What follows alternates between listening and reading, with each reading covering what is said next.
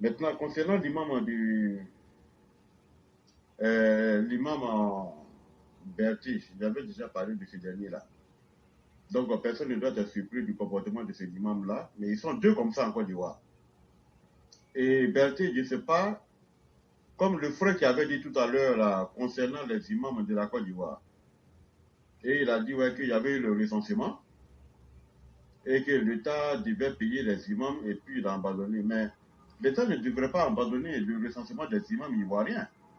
Parce que moi, si l'État, parce que les catholiques ils sont subventionnés.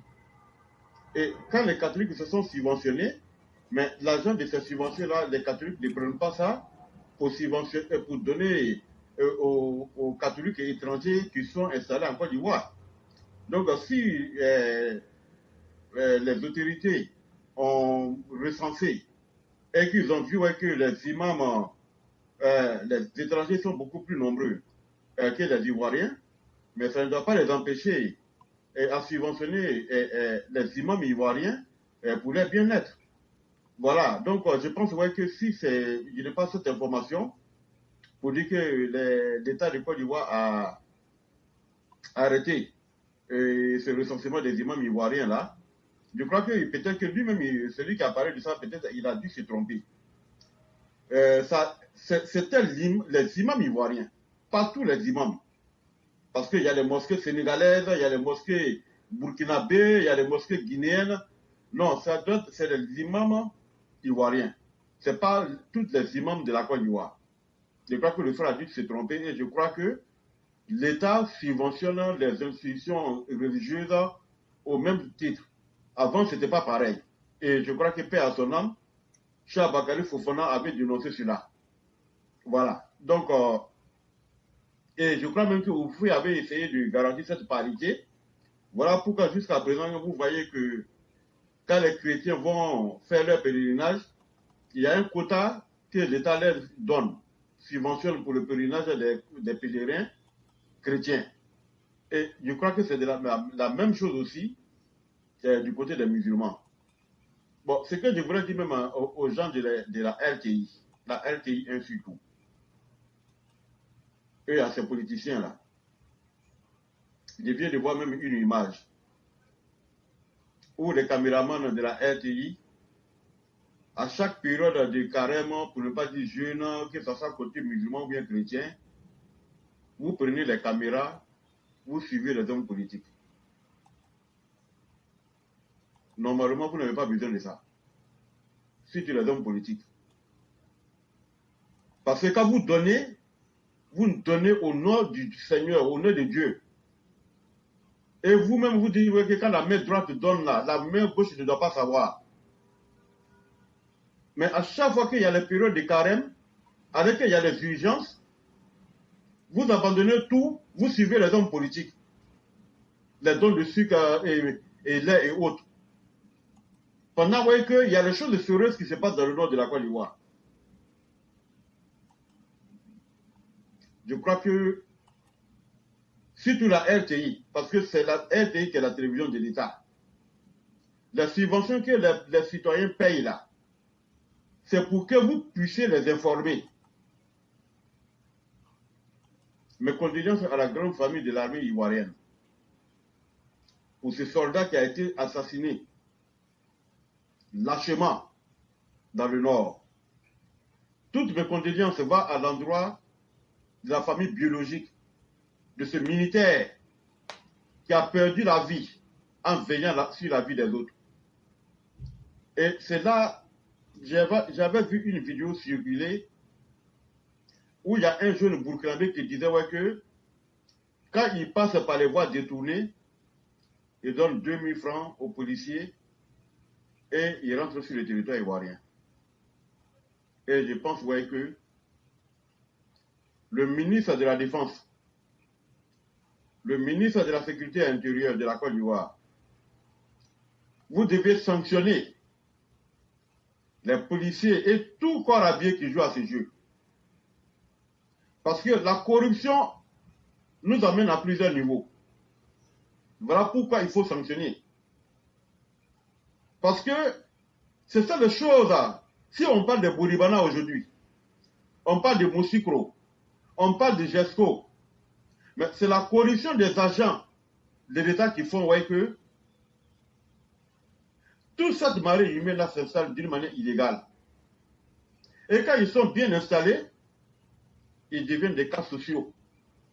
Mais c'est parce qu'il y a la corruption. Parce que vous ne voyez pas seulement ce déguerpissement comme le nid des délinquants, c'est que nous tous nous savons.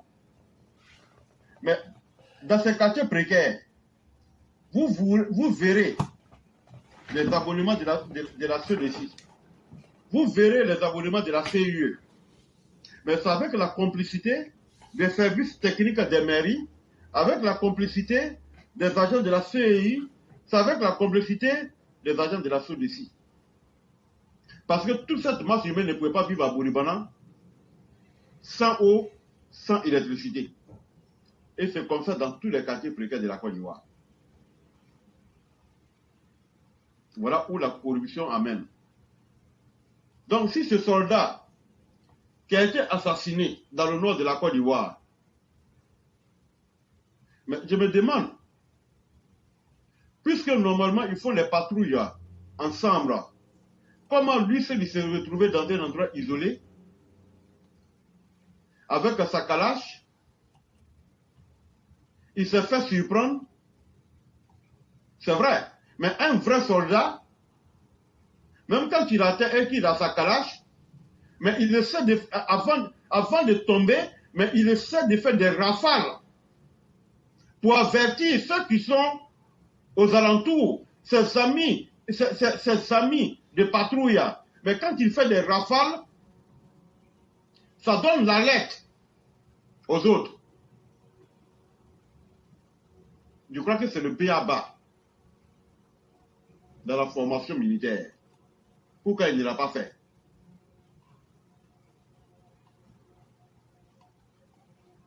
Pourquoi il s'est retrouvé dans un endroit? Parce que nous parlons d'une zone frontalière où il y a les djihadistes.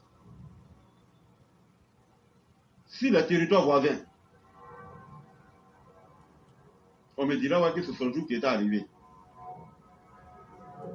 Mais je crois que nos soldats, ils devaient être encore beaucoup plus vigilants,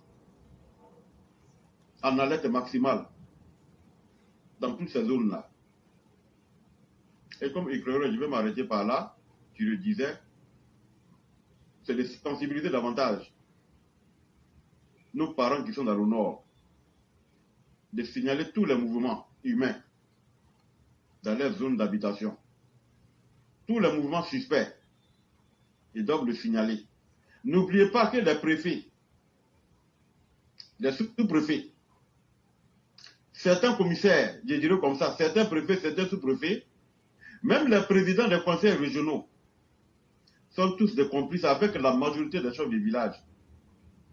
Quand on parle de l'orpaillage clandestin, nos chefs de l'administration sont en majorité complices des orpailleurs clandestins. J'ai suivi une fois le live de notre frère, jeune frère, Séni Kramba, qui dénonçait cela, et c'est sur tout le territoire ivoirien, dans la région du Moronou, où la majorité des chefs du village là-bas ont signé des pactes avec les orpailleurs clandestins. Ce qui rendait très difficile l'agriculture dans ces zones-là. Séni Kramba l'a dénoncé. Et je crois que le ministre de la Sécurité intérieure, vu ce qui se passe avec l'assassinat et le ministre de la Défense d'un soldat ivoirien, je pense que avec les drones maintenant que nous avons, c'est d'envoyer des militaires nettoyer ces endroits-là systématiquement. Aller dans ces endroits-là comme de la manière où on a délogé ce Burkinabé qui était dans le Mont Péco. C'est-à-dire aller comme s'ils étaient en guerre.